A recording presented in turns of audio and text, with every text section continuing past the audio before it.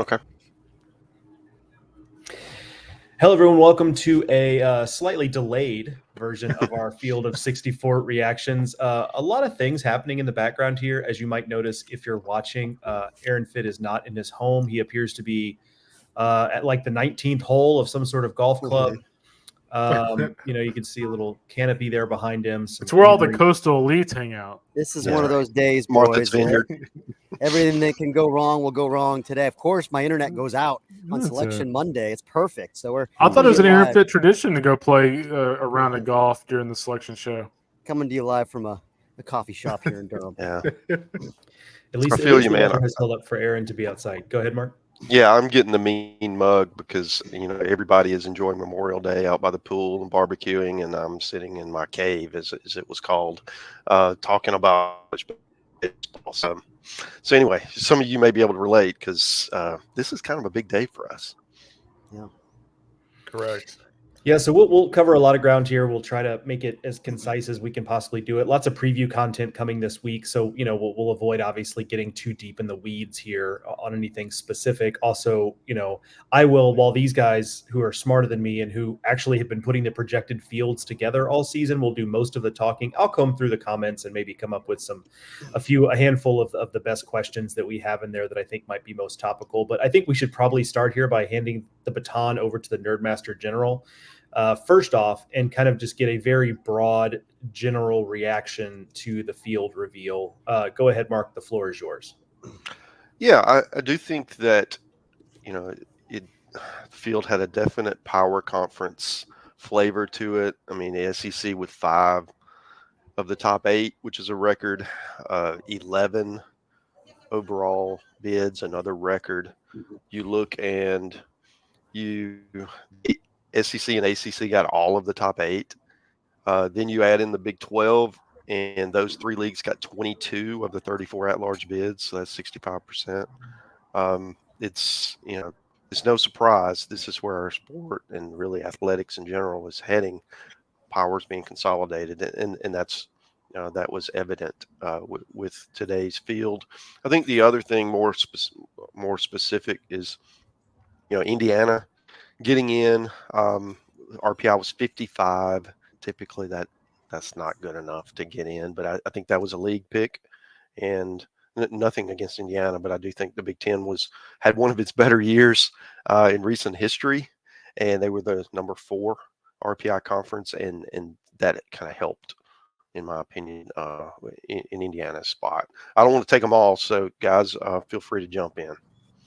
Yeah, I would say the biggest surprise to me was TCU not getting in.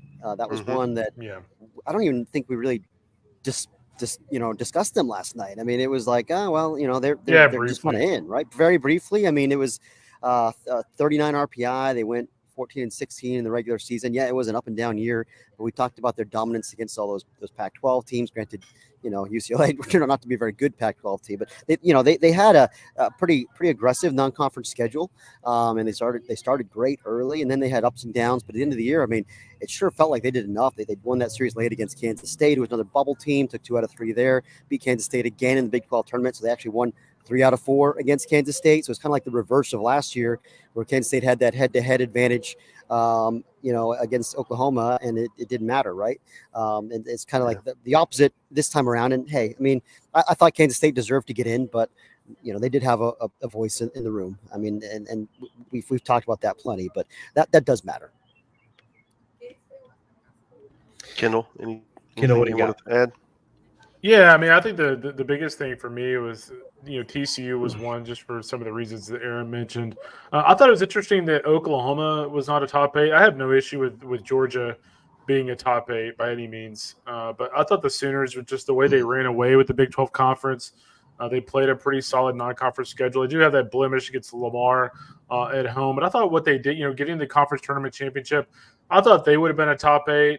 And I think just looking at some of the intriguing matchups out there, the committee certainly, was thinking about that when it comes to, Texas being at A&M, the potential for, Wake Forest or ECU with Trey Savage Zach Root going to Knoxville. I thought that was really interesting. So I thought the committee certainly put together some very intriguing matchups. Southern Miss, Tennessee. So the list kind of goes on. But otherwise, I mean, I thought for the most part, the top 8s were all defensible. And the top 16s were all defensible. I mean, ECU is the one for me that I'm iffy on. But I mean, they did win their conference. They do have, college baseball cachet. It's not like there's some team that, that's never done anything, that's never proven they deserve to host. So, I mean, there is that element, but I just thought like Mississippi State, and I thought KP on the selection show was smart to bring this up, but really Duke was kind of shafted out of a host. I mean, if you look at Duke's metrics, 19-20 wins against ACC competition, top 17 RPI. I'm guessing location hurt them a little bit, but Duke was a team that I thought should have definitely, been in that mix or potentially even hosted. Yeah, totally agree. And the chairman, Matt Hoagie, said, hey, non-conference strength of schedule. He mentioned that a couple of times, and that was obviously a weakness for Duke. 214 non-conference strength of schedule, but it just feel like that's baked into the RPI. And if you win enough games against good teams to climb into the top 16 in the RPI, you've overcome that deficiency. You've gone 20-14 in the ACC. I thought they should have hosted. But I think even the bigger head scratcher here, as we talked, I think about last night, was, Indiana State and ECU just have very similar profiles. Won the regular season championships in mid-major leagues. I mean, Missouri Valley was actually ranked one spot better than the American, I believe. But Indiana State's 12 spots higher in the RPI, a top 10 RPI team that doesn't host. Whereas a mid-major champion like ECU in the 20s, there's no precedent for them actually hosting. So, I mean, I don't think ECU is some egregious host. We had them hosting all year long. But when they dropped into the 20s, it felt like, well, that probably was going to cost them. But again, I mean, it didn't, and then they did have a voice in the room. Yeah, I'll say this too. Go ahead, Mark. I was just going to say the closest precedent for East Carolina hosting 2025 Cal State Fullerton with a 25 RPI. The Big West was the 9th rated conference. That's as close as we get. So the other thing. General. Yeah. So the other thing is looking into the future to 2025. That's amazing. What did I say? 2015. Yeah. So the other thing is Leo over here with Indiana State. It was obviously there was no S curve, right? Because you had Southern Miss going to Tennessee, you had Indiana State going to Kentucky. We try to balance those schedules when we do our projections, and that's just a fool's errand because the committee doesn't really do that. So just keep in mind for next year, when those projections come up and you're expecting an S curve, you're not going to get it. Yeah. One thing to clear up a detail here, Liz in the YouTube comment says Duke's facilities are weak, plus the Durham Bulls have concerts scheduled in their stadium on Friday and Saturday night. The bid was put in for their home stadium, Jack Coombs Field, so the Durham Bulls Athletic Park was never a part of that bidding process. So it would have been at Coombs on campus, and yes, it is a smaller facility, but it's our understanding it was ready to host. Yeah. So it's better than Santa Barbara's facility. I mean, it's on the same level as that. Yeah. I don't want to linger too much on this because I think we've made our point. We talked about it. You guys talked about it. They talked about it on the selection show today. Matt Schick asked Hogue in the little on-air interview about the committee representation. You have since had some of you have had a call with Hogue, that the media call that they have. Was there any, because Matt Schick did not get, and kudos to him for asking. That's an easy question to bypass because it's uncomfortable, so kudos to him for asking, but he didn't get a satisfactory answer, which is not on Matt Schick. Like, what is he supposed to do? But have we since gotten any sort of more direct answer about committee representation? And, take it from there. Did we get a satisfactory answer? No, I mean, that's how we kicked off the media teleconference. We asked him that, and it was basically there's awareness that this is a conflict of interest. They have protocols in place to try to avoid it. And when I brought up all 6 of these situations and they all fell towards committee representation, the comment there was they weren't all done together. They were done individually, and they just happened to go that way. Oh, And that's it just happened to challenging. go that way. Yeah, it's challenging that was just a coincidence, right? And it does give the perception, whether it's true or not, right? It could be the most benign situation ever, but it sure looks like there's favorable treatment, and that's something that it's a flawed process. It's like putting the fox in charge of the hen house, and I do think that because of that perception, and because this happens, with extreme this year, it's going to get a lot of attention, and certainly will be guilty of leading that charge. But I do think that it's always been there, right? This isn't new. This has always been part of it. They've always had this process. So, I saw some media pushback. Well, they left the room, so obviously nothing untoward could ever happen. It's like, well, they come back. Okay.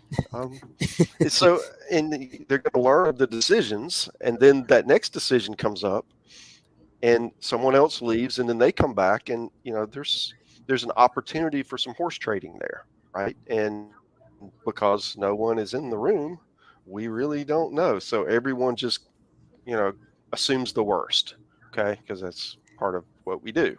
So go ahead, Aaron.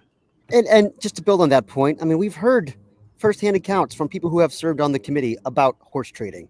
Oh, I'll give you this, you give me that. Okay, we're good. Like, it's like we're not making this stuff up, guys. It happens every year. It happens every year. And it's, imagine being an AD on the committee, and then you have to go back to your coach, say, "Oh, sorry, I fought for you, man. We just couldn't get it done." Come on. Like, that's not going to happen. I mean, really? Like, can you imagine how betrayed the coach would feel at that point? What, you're not fighting for me? You couldn't get me in? Like, it's unrealistic. It's unrealistic to expect them not to find a way to get what they want. And it's like, last night when we went through and did the Nerdcast, you could see how, depending on how good a debater you are, you get your way, right? It doesn't have anything to do, or doesn't have to have anything to do with the case. So I stumped for Florida to get in. Aaron stumped for Charleston to get in. We both won our arguments, right? And we both put them in. And you could see how in a committee setting, that same thing could happen. Okay. Regardless, because it's all personal preference. Once you get to those last few teams, it's a beauty pageant. It's what do you prefer? And that's kind of where we are with this committee situation. Yeah. And it just feels like, and Hogue, one thing he said was, well, there's value in having people who are connected to the game, who follow college baseball, making the decisions. I agree. I mean, half the people in the committee don't all year long until, maybe a little bit here and then. We have our meetings, our, monthly meetings, whatever it is. But like, a lot of them aren't really college baseball people, A, and B, there's got to be some better way to do this where the people making the decisions aren't actually representing a team that has a vested interest in the outcome. Right. I mean, I don't know what the answer is, but I mean, I hear some accountants have chimed in on Twitter saying, yeah, like in my field, there's no way that it would go like this. I mean, you got to, right. There's a certification process. There's just, there's got to be better accountability. Yeah. I mean, one option would be to open it up and have, whether it's a media member or someone that you can trust to give it some neutral oversight. And I don't know how neutral, everyone has some sort of allegiance to somewhere, right? But I do think that having that eye in the sky, that would certainly mitigate some of those causes for favoritism. Mark, we can put you on the committee, but what are you gonna give us in return? That's why we play this, right? I thought Rune's made a good point about this feels, whether or not you agree with his idea of going to 72, 32 hosts, whatever, let's set that aside. Whether or not you agree with that particular solution, if you will, like, I do think he made a good point that this is what growing pains look like. Because there was a point in time where, I mean, this has gone this way for forever. And, I think you made a point on the Nerdcast last night, Aaron. Like, if you go back to 15 years ago, there were some truly egregious things, not even politically. I just mean like teams totally out of left field getting in or getting left out. So like that has stopped. So like, okay, that's progress. Yep. They added the KPI, that's how much it got used. We don't know, but like that's that helps. So saber rattling does help over time. You just have to consistently do it. And so I think there's anybody who thinks that, and we're not the only, D1 Baseball is not the only people doing this, but they're just things that we're mad about one result or another, or that like, no, this is just because we want better for college baseball, and college baseball has gotten better about its selection process, so we know it can happen. Yeah. We're just trying to improve it little by little, but to Rune's point, this is what growing pains look like. So, were there other learnings in the call with Matt Hogue that you feel like now you have a better understanding of the decision-making process as opposed to when you went into that call? Yeah, maybe a little with the strength of schedule, both non-conference, which we knew was important, but also they are looking at intra-conference strength of schedule with the unbalanced, looking at who you played, how many series you won, how dominant you were, depending on what league you're in. And as the leagues get bigger and the schedules get even more unbalanced, that's going to become more important. And we didn't know, or we still don't really know how that's going to impact how many number of bids a conference can get. Okay, so the SEC got 11 and they're adding 2 teams. So there's an opportunity to get more than that next year. And I kind of expect it. But how are you going to, because we had 5, 13, and 17 teams in the SEC, and their schedules were wildly different. Okay, because who they played and where they played them and those kinds of things. So that's different. We didn't have to, in the past, the conferences weren't so large. You could kind of look at a conference record and size someone up. You need to look a little deeper, and I was encouraged that there's awareness of that, and that that hopefully that will continue. I think the other thing, and Aaron asked this question about how KPI was used, and they said they did use it, and it was more of a sound, just a check. If the RPI doesn't look right, well, what does KPI say? And there was also a question about, well, could we see other rating systems? And I think there's maybe some reluctance to have a bunch because, that can be a little overwhelming. But if you present it in the right way, it's just a number. It's just one more data point, right? So I do think that you could take those and, maybe you kick out the exceptions, right? You have a range that they fall into, and you can get a pretty good idea. Where before it was just the RPI, and if the RPI didn't evaluate you properly, you weren't properly evaluated. And I do think there's an opportunity to improve that. Yeah, Joe, you're muted. I'm sorry. Thank you. On X in the comments, Brandon Stepik, it says you're looking at intra-conference strength of schedule and still put Florida safely in. I would make the counter argument that they played every SEC top 8 seed. That's why they got it. That's why they got, So maybe a misunderstanding there of what's happening there, but yeah, that's Florida's primary argument now. And I'm not actually, believe it or not, guy who works for the SEC extra arm of the company. Like, I'm actually not the biggest proponent of Florida getting in. Like, I could have taken them or left them, but this is the reason they got in, So yeah, the intra-conference strength of schedule. We've had several comments real quick, guys. Go ahead, Mark. Theirs was number 1 in the SEC out of the 14 teams. We've had several comments about the K-State TCU piece of the puzzle. Let's kind of go around or whoever wants to take, we don't have to necessarily go around the horn, but whoever wants to take it on, the crux of the argument about, K-State over TCU. I think the biggest thing for me is it feels like TCU was Kansas State last year and Kansas State's Oklahoma. Mm-hmm. I think when you look at, those two resumes, head to head has to matter. And, TCU won the series against Kansas State during the season. They have a higher RPI. One game separated them in the conference standings.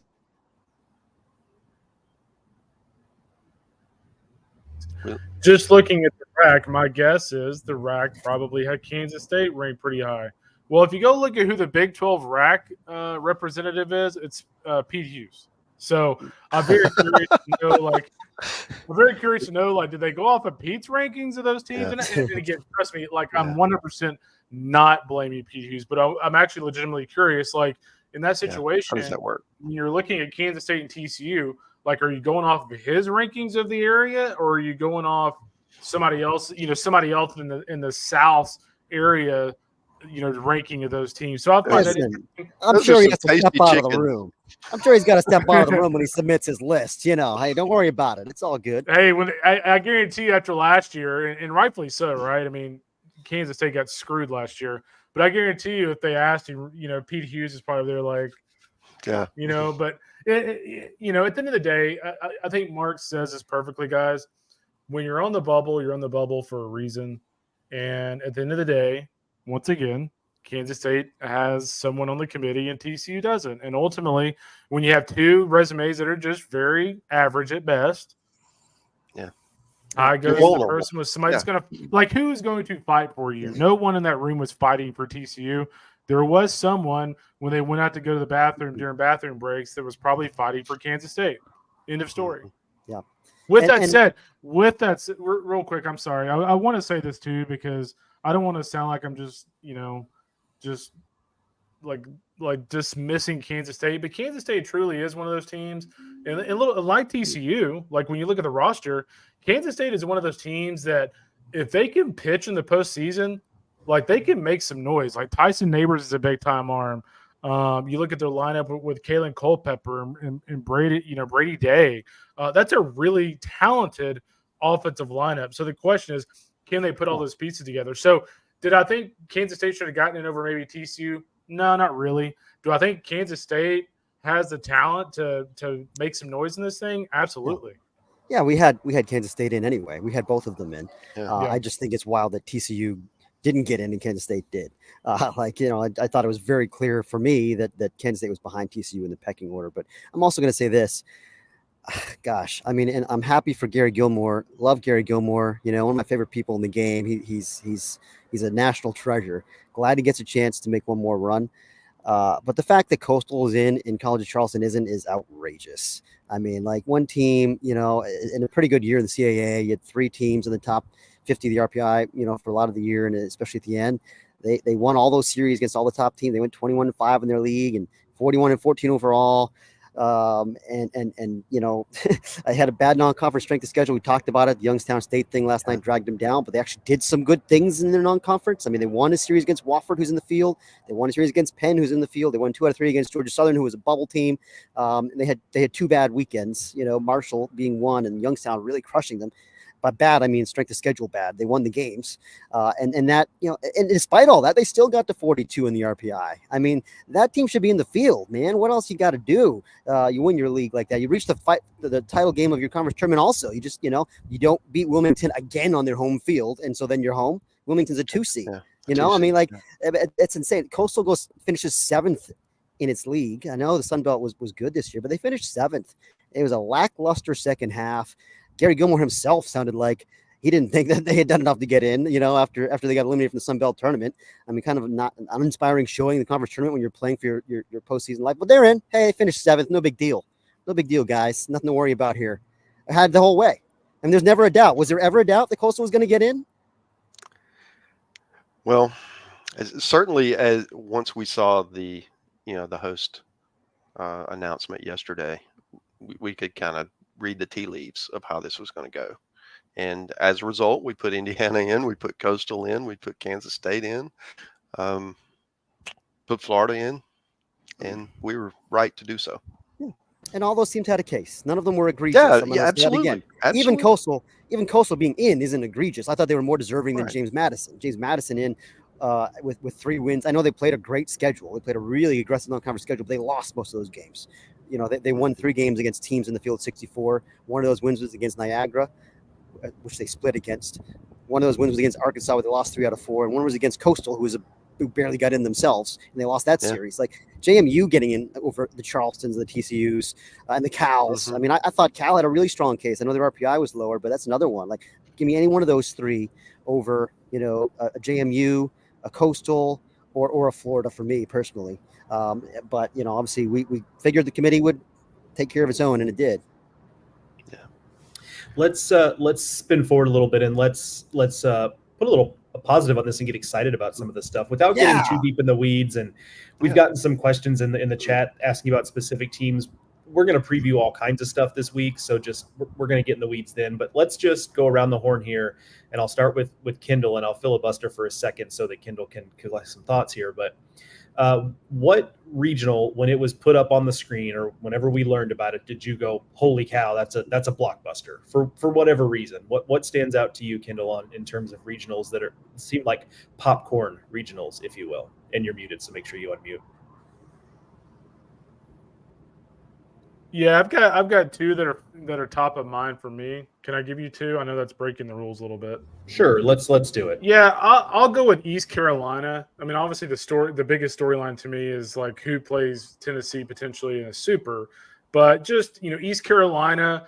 I think the one thing that CG Cliff Godwin really does well is he gets his kids to play with a chip on their shoulder, and I can promise you that throughout this entire week, whether we believe, like whether we actually think this or not, he's going to be showing his team every single tweet about, I think this team should have hosted over East Carolina. This other team should have hosted over East Carolina. East Carolina is going to go in the weekend with a chip on their shoulder, and they're going to have to potentially get through Wake Forest and Chase Burns to win that regional. So for that reason, I think that regional is ultra exciting. I think the other one for me would probably be, and I was drawing a blank here. I'm trying to remember. I would go with, I actually think Tennessee is really interesting with Southern Miss. That's a rematch from last year. And I think if you look at, Southern Miss, that's a really neat team. Can they match up with Tennessee mano a mano talent-wise? No. But it's an older club. Slade Wilkes has been around forever. Matthew Russo had a fantastic Sun Belt tournament.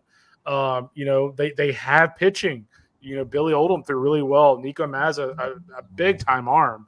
So, Southern Miss can make some noise in that thing. And, of course, Indiana, they've played really well down the stretch. We'll see if they can match up on the mound. They played really well down the stretch. And, of course, Northern Kentucky, had a heater in the Horizon League. So, I don't think it's the regional that everybody's going to go, oh, that's by far the best. But keep an eye on Southern Miss, man. They're pesky. They're older, and they've got some arms. Yeah. It's a good call. Mark, you're up next. Sure. Well, when I saw LSU pop up in Chapel Hill, that got my attention because LSU down the stretch has played really well, and certainly they played as well as anyone in Hoover. And they're going to the number 4 overall seed. Who did North Carolina tick off? I mean, that is not doing them any favors, but we get to benefit from it because if they play 3 times, I'm here for it. That will be fun stuff. The other thing I would say is, with LSU, with Gage Jump and Luke Holman, they have, 2 arms that can match up with anybody in the country. So really excited about that one. Yeah, for sure. I'm sure that I'll be spending some time there this weekend. 3 regionals to choose from here in North Carolina, so I'll probably bounce around some, but that one is very tantalizing. Guys, I'm looking at Tucson. I think that's the most interesting regional from top to bottom because I think you've got a very dangerous 4 seed in Grand Canyon. I know they had a lackluster performance in the conference tournament and only got in on a technicality because a team that was not eligible for the postseason won the conference tournament. However, they won the WAC by 5 games, and they have pedigree. They've been in regionals. They have talent. I mean, I think that's a dangerous 4. I think West Virginia is a really good 3 seed that's certainly capable of winning a regional. There's obviously they have star power. We all know J.J. Weatherholt, but there's a lot to like about that team. And then Dallas Baptist is a 2 seed. I mean, I'm not, I've even seen them early. A quick look at the Frisco Classic for 3 days. I was like, wow, this is an Omaha caliber club, and then they went on and had a really good year. They're 44-13. They had a real case to host a regional. So, and then you've got the Pac-12 double champs, regular season and conference tournament champs in Arizona, a team that I love their starting pitching. Those 2 teams also faced off at the Frisco Classic, incidentally. So I think that one's just really fascinating. My eyes went to Stillwater on a couple of fronts. One is that I think it's one of those regionals where there are 3 teams, no disrespect to Niagara, 3 teams that could come out of this thing winning it. Oklahoma State, obviously, Nebraska, and Florida, all talented enough to get it done if they have a good weekend. I also think the Nebraska of it all is, that's a tough draw for Oklahoma State because, Nebraska fans would show up to watch Nebraska play chess, against anybody. And so they're going to, I think the tickets that they have, they're going to sell out very quickly. And then the secondary market will probably be dominated by Nebraska fans. Anytime they are not playing Oklahoma State in that regional, I suspect it'll feel like Nebraska home games. So Brett Sears obviously is a fun watch. He closed out the Big Ten tournament and is one of the kind of quietly one of the better pitchers in the country this year. So I think there's some star power there. And whether or not you agree with Florida being in the field, I think we can all agree that it is nice to get to see Cags hit for at least one more weekend. Yeah. And that's obviously a stadium that is conducive to hitting the ball out of the yard. So those games might be kind of ugly, kind of long, maybe reminiscent of the last time Oklahoma State hosted, right? Wasn't that a couple of years ago? Right. Yeah. Those games were just bonkers. And so if we get 75% of the excitement of that regional, I think we'll be in good shape with that one. Yeah. One quick thought here, because the Florida thing is intriguing. I think about it this way when it comes to these at-large teams. Sometimes I think it's helpful to think, well, did this team have a good year? Like, would Florida tell you that they had a good year? Would Coastal Carolina tell you that they had a good year? No. Would College of Charleston say they had? Yeah, they did say they had the best year they've had in a long time. But that said, now it's a new season. You didn't have a good year. Ole Miss didn't have a great year. Right.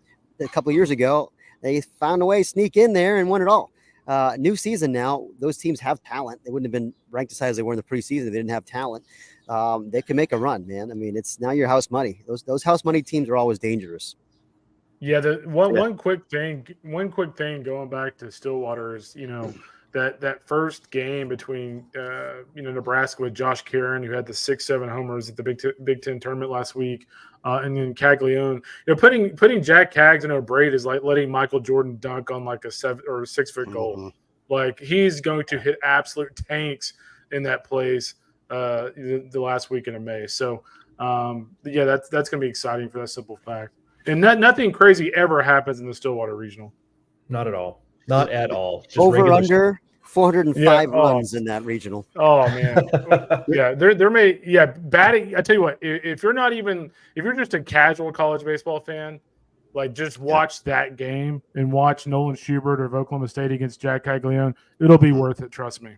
The last time there was a regional there, I think 2 years ago, it was Oklahoma State was down 13-0 to Missouri State and won by 2 touchdowns. Think about that. They won 28-14. I tell you what, those Arkansas Oklahoma State games in that regional were like giving me anxiety. I don't even care who won. That was crazy stuff there. One other thing I was going to mention too, Aaron, it's kind of funny. You made the comment about, Chad Holbrook obviously thinks like Charleston had a really good year. It's funny you mentioned that Coastal would say, no, we didn't have a really good year. If you go back and look, and it's hilarious if you go on Twitter and find this, but if you go back and look at Gary Gilmore's video after they got eliminated, like, he wasn't even remotely making a pitch. Like, if anything, he's making a pitch for them not to be in the field. He's basically like, yeah, we've got some players, but if I'm being really honest, we're missing a lot of things that you need to, have success in the postseason. So it's just funny because, like, Gary was just like, yeah, whatever. I think deep down, I think Gary was ready to go have a pina colada at Rosemary Beach or something. Well, he will have to delay that for at least one more weekend because they are in. Are there any final thoughts before we wrap up here? I know we've all got a lot of stuff we need to get to today. So any final thoughts, or forever hold your peace here? I'm not good, really. Guys. Yeah, I think the committee. As a whole, it was fine. We're always going to have things that we disagree with, that our preferences were not abided by, right? But there was nothing terrible. There was nothing just, oh wow, what is going on here? And we've had those. It's been a while, but we have. So it's okay. Do I like the process? No, I do not. I think that it can be improved, and hopefully, there'll be we'll continue to progress. You add the KPI this year, quads, you're at least trying something different. So there's an openness to it, in which I think we all can really appreciate. Yeah, I think the other thing for me too, as we kind of wrap up, is some of the potential super regionals that we could have.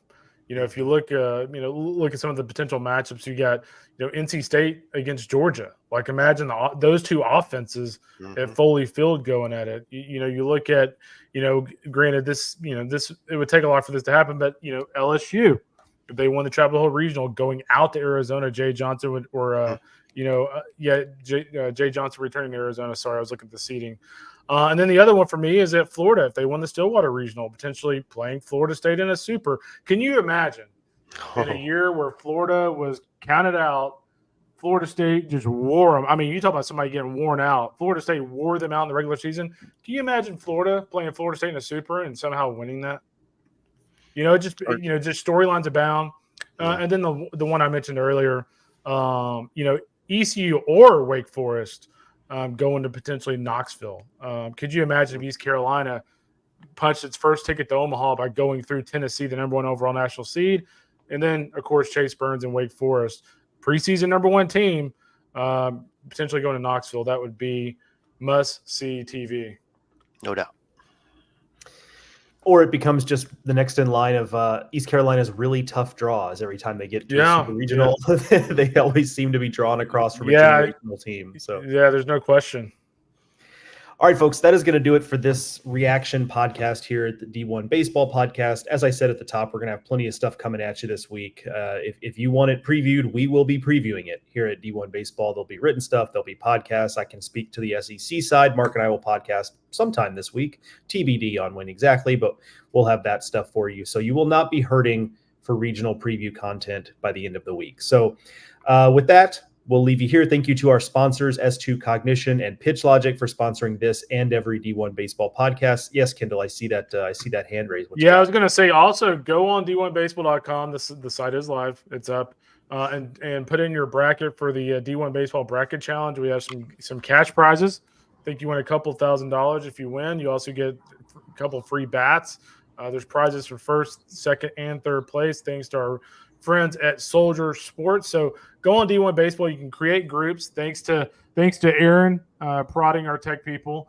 You can now actually link to have your friends have a direct link to join your group. You can send that out to everybody. You can also square off with some of your friends and do whatever you want with it.